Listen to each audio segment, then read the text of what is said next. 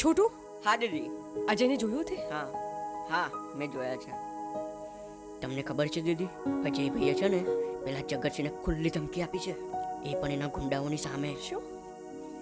દીકરા, આ જગતસિંહ બહુ ખરાબ માણસ છે. તો અરે બેટા, એ તને બહુ હેરાન કરશે. તો તું શહેરમાં જઈને કોઈ નોકરી ગોતી નાખ ને. મને નોકરી મળી ગઈ છે. શેની?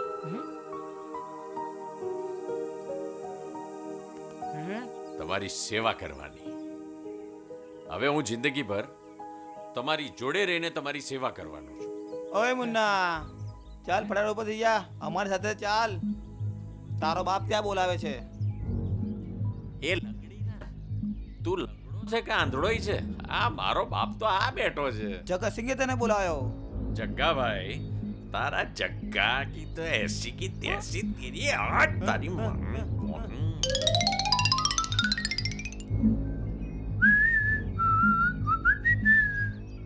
જરા મંદિરે જઈને આવું છું. હા,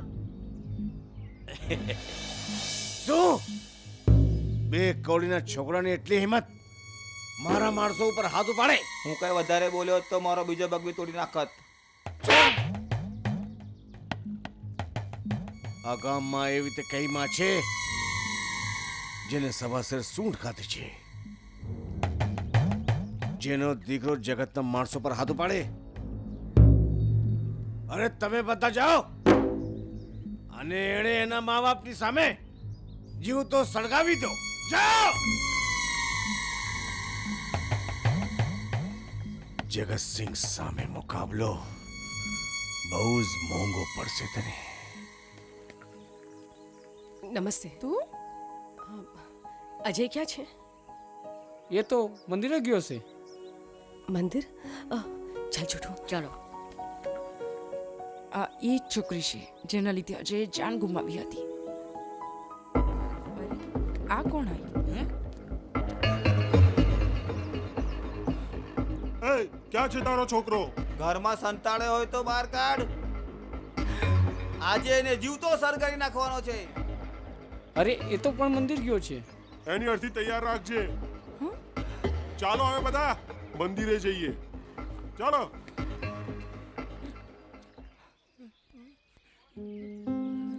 હે ભગવાન.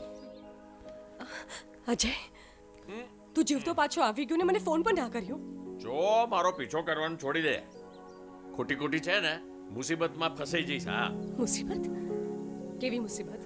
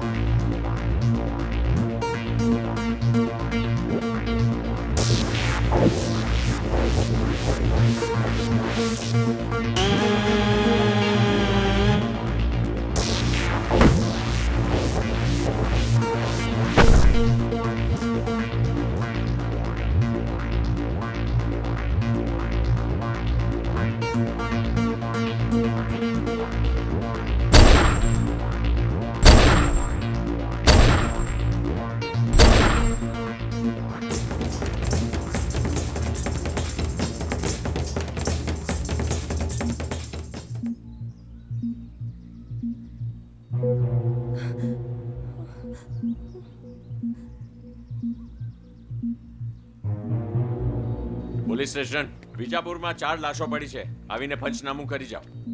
આ બધું શું છે અજય? તું શહેર જા, પછી તને ખબર પડશે. એ છોટું, હા.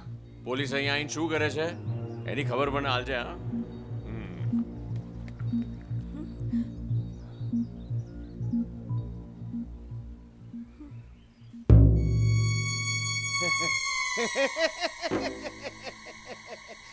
એક લાશ મારી નાખવાનો 5 લાખ રૂપિયા. જગતસિંહ, આજ તારો કિસ્મત જોરમાં છે. આજનો દિવસ બહુ શુભ છે. કાલુ, આજ હું મારા બધા સાથીદારને 50,000 રૂપિયા આપીશ. શું છે? બોલતો કેમ નથી? બોલ! માલિક, પેલા અજયે આપણા 4 માણસને મારી નાખ્યા છે. શું? અજયે 4 માણસોને મારી નાખ્યા? અજય, આ તું એ સારું નથી કર્યું.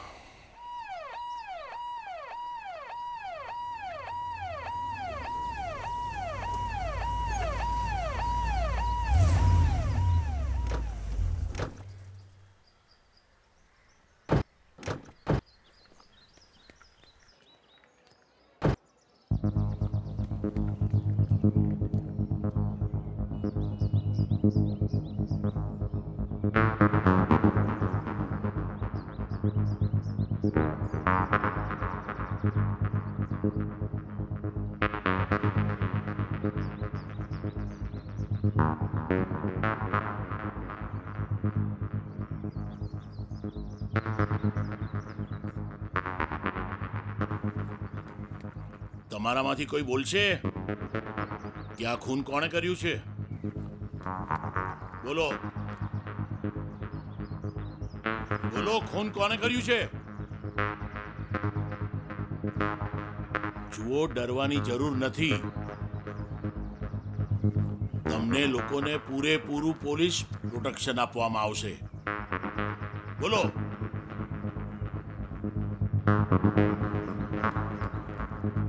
બોલો, ખૂન કોણે કર્યું છે? બોલો. ઇન્સ્પેક્ટર સાહેબ, આ લોકો કોઈ કશું નહીં બોલે. કારણ? કારણ કે આ લોકો ખૂનીથી બીવે છે. ખૂની કોણ છે? સાહેબ, આ તમે જોઈ લો, બધું ખબર પડી જશે કે ખૂની કોણ છે. આ તો બહુ જ મોટો ગુનેગાર છે અને સરકારે આના માથા પર 5 લાખનું ઇનામ રાખ્યું છે. અને જે પણ આની માહિતી આપશે એને આ ઇનામ મળશે. આની ખબર મેં તો તમને આપી છે. એટલે તમે ખૂનીને જોયો છે? જોયો છે, મારી સગી આંખી જોયો છે. એટલે તો મેં તમને ફોન કરીને અહીંયા બોલાવ્યા. તો તમે સરકારના સાક્ષી બનવા તૈયાર છો? હા, બિલકુલ. એના માટે તમારે મોટા સાહેબની ઓફિસે આવવું પડશે, હા હા, જેથી તમને ઇનામ મળી શકે. એમાં શું, આપણે આવા તૈયાર છે. એક મિનિટ સાહેબ, એક મિનિટ. જો કાળુ, હા હું શહેર જાઉં છું. હા હા મને આવવામાં વહેલું મોડું થયું ને તો મંત્રી સાહેબને ફોન પર ફોન કરી દીજે હા અને કહેજે કે હું પોલીસ સ્ટેશન ગયો છું. હા. સમજી ગયો? હા માલિક. ચાલો સાહેબ. ચાલો, લાશોનું પંચનામું કરીને બોડી પોસ્ટમોર્ટમ માટે મોકલી આપો. ઓકે?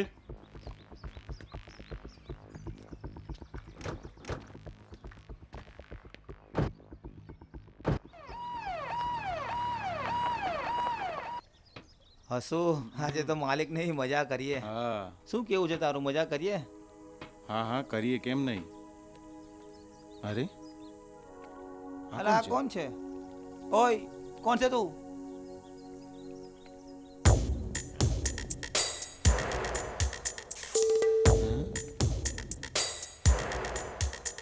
તું હા હું તમારો બાપ તો ગયો સોળના ભાવમાં. મારી વિરુદ્ધ પોલીસમાં બયાન આપવા ગયા છે.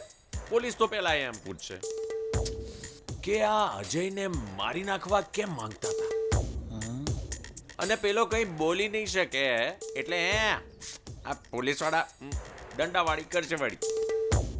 તમારા 4 જોડીદારને તો મેં પતાઈ દીધા છે, બરાબર છે.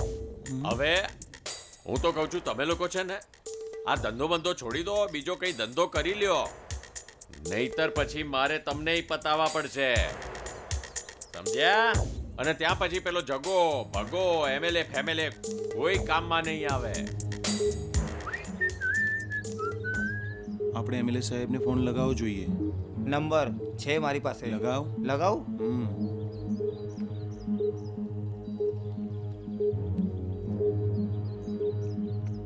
હા એમએલએ સાહેબ.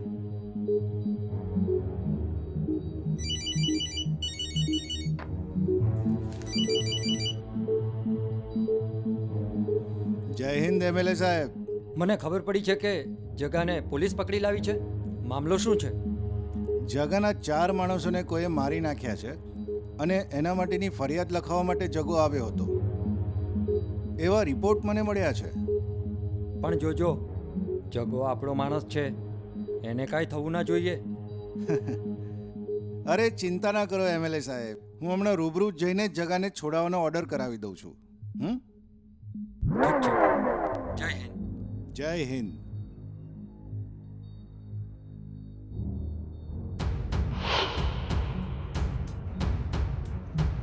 મારું છે એ તો સીધો સાધો